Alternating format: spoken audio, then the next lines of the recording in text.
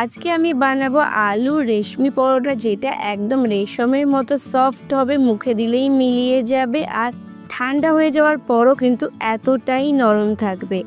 খুব কম তেলে এই পরোটাটা বানিয়ে নেওয়া যাবে। আপনারা চাইলে এটা তেল ছাড়াও বানিয়ে নিতে পারেন। তো হ্যালো বন্ধুরা, আমি শুভ্রা রান্নাঘরে ভুরি বই চ্যানেলে আপনাদের স্বাগত জানাই।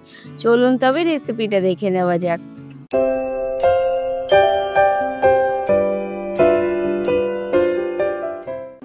আলু রেশমি পরোটা বানানোর জন্য এখানে প্রেসার কুকারে দুটো বড় সাইজের আলু টুকরো করে কেটে নিয়ে 1 গ্লাস পরিমাণে জল দিয়ে সিটি দিয়ে সেদ্ধ করে নেব। 4টে সিটি দিয়ে সেদ্ধ করলে কিন্তু আলু ভালোভাবে সেদ্ধ হয়ে যাবে। তো আমি আলুটাকে খুব ভালোভাবে সেদ্ধ করে নিয়েছি। এরপর সিটিটাকে বসিয়ে নিয়ে তারপরে খুলে নিচ্ছি। আলুগুলোকে প্রেসার কুকার থেকে একটা পাত্রে তুলে নিচ্ছি। আলুগুলো এখন গরম আছে। আলুগুলোকে ঠান্ডা করে আলুর খোসাগুলো আমি ছাড়িয়ে নেব। আলুগুলো ঠান্ডা হয়ে গেছে। এরপর আমি আলুর খোসা ছাড়িয়ে নিচ্ছি।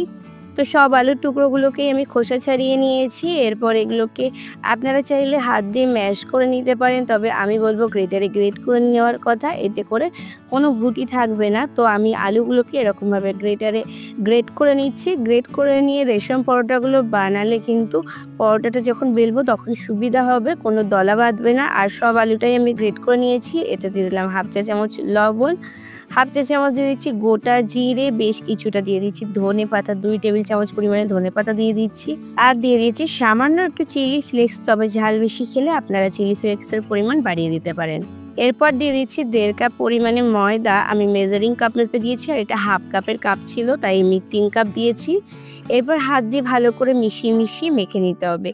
আপনারা চাইলে 4 কাপ মেপেও মাপটা করে নিতে পারেন, সেক্ষেত্রে 3 কাপ মতো ময়দা আপনি দিতে পারেন। এরপর হাত দিয়ে ভালো করে এরকমভাবে মেখে নিতে হবে। কোনো রকম জলের ব্যবহার করার প্রয়োজন হবে না। প্রথমে ময়দার পরিমাণ বেশি মনে হবে, কিন্তু আস্তে আস্তে আলু থেকে জল ছাড়বে আর তাতেই কিন্তু সুন্দরভাবে মাখা হয়ে যাবে। তো দেখুন ময়দাটা মাখা হয়ে গেছে। এরপর খুব সামান্য 1/2 চা চামচ পরিমাণে তেল নিয়ে ময়দার গায়ে একটু এরমভাবে মাখিয়ে নিচ্ছি, এতে করে ময়দার উপরের দিকটা শুকনো হয়ে যাবে না। এরপর আমি ঢাকা দিয়ে রেখে দেব 30 মিনিট মতো রেস্টিংয়ে। ময়দাটা এতক্ষণে ভালোভাবে সেট হয়ে যাবে। আপনাদের হাতে সময় কম থাকলে কম করে 20 মিনিট রাখবেন। 30 মিনিট পর আমি ঢাকনাটা খুলে নিচ্ছি। তো এটা আগের থেকে কিন্তু অনেকটা বেশি সফট হয়ে গেছে। হাত দিয়ে আমি প্রথমে একটু মেখে নিচ্ছি, আর দেখুন এটা কতটা সফট স্মুথ হয়ে গেছে। প্রথমে এটাকে অর্ধেক করে নিচ্ছি। এরপর বাকি অর্ধেকটা থেকে ছোট ছোট করে লেচি কেটে নেব। খুব বেশি ছোটও না, খুব বেশি বড়ও না। রুটি পরোটার লেচি যেমন হয় তেমনই লেচি কাটতে হবে। আর আমি এরকমভাবে 8টা লেচি কেটে নিয়েছি। তবে এই পরিমাণে ময়দার আলুতে কিন্তু আমার 12টার মতো পরোটা হয়েছিল। সবগুলো এখন আমি বানাচ্ছি না। চাকির ওপর কিছুটা পরিমাণে গুঁড়ো ময়দা নিয়ে হাতের মধ্যে একটা লেচি এরকম ভালো করে গোল করে নিয়ে আগে ভালো করে একটু গুঁড়ো ময়দা মাখিয়ে নিয়ে সুন্দর করে বেলে নেব। ঠিক যেরকমভাবে রুটি বেলতে হয় ঠিক সেরকমভাবেই বেলতে হবে, কোনো আলাদা কিছু না। তবে এই পরোটাটা কিন্তু একটু বেশি পাতলা করে বেললে বেশি ভালো লাগে খেতে। তো আমি তার জন্য একটু পাতলা করেই বেলে নেব। তো আপনারাও চেষ্টা করবেন যতদূর সম্ভব পাতলা করেই পরোটাটা বেলতে। তো দেখুন আমার একটা পরোটা বেলে নেওয়া হয়ে গেছে, আর আমি আপনাদের থিকনেসটা দেখিয়ে দিচ্ছি। ঠিক এরকম পাতলা করে আমি পরোটাটা বেলেছি। এরপর পরোটাটাকে তুলে নিয়ে একটা গ্যাসে কড়াই বসিয়ে দিয়েছি। কড়াইটা যখন একটু উষ্ণ গরম হয়ে যাবে তখন এই কড়াইতে আমি পরোটাটা দিয়ে দেবো। আমি কড়াইতে সেঁকছি, আপনারা চাইলে চাটুতে বা ননস্টিকের প্যানে যে কোনো কিছুতে সেঁকে নিতে পারেন। প্রথমে একটু খালি খোলায় দুটো পাশ সেঁকে নিয়ে খুব সামান্য 1/2 চা চামচ সাদা তেল দিয়েছি আমি দুপাশ মিলিয়ে।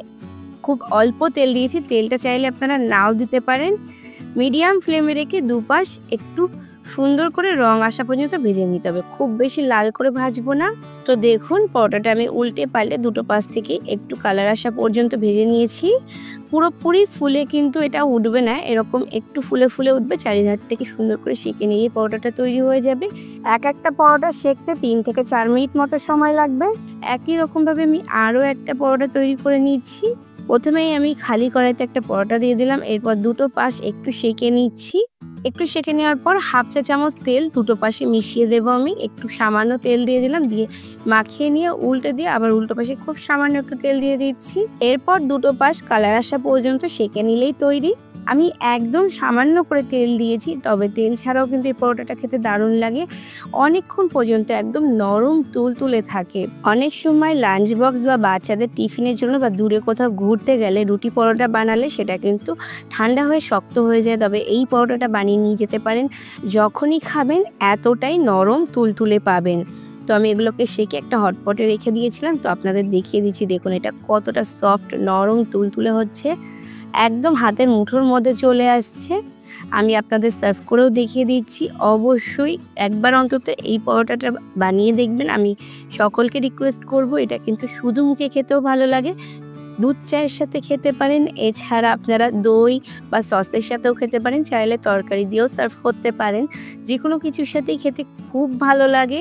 একবার বানালে যে বারবার বানাবেন সেটা আমি কথা দিচ্ছি। আমি একটা আপনাদের ছিঁড়ে দেখিয়ে দিচ্ছি, দেখুন এটা কতটা তুলোর মতো নরম হয়েছে।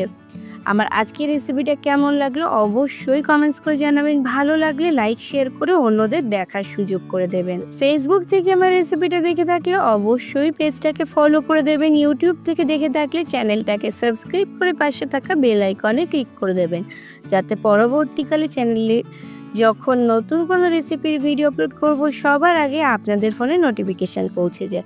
আজকে এ পর্যন্তই, আবার আসবো অন্য কোনো দিন অন্য কোনো রেসিপি নিয়ে। ততক্ষণ ভালো থাকবেন, সুস্থ থাকবেন।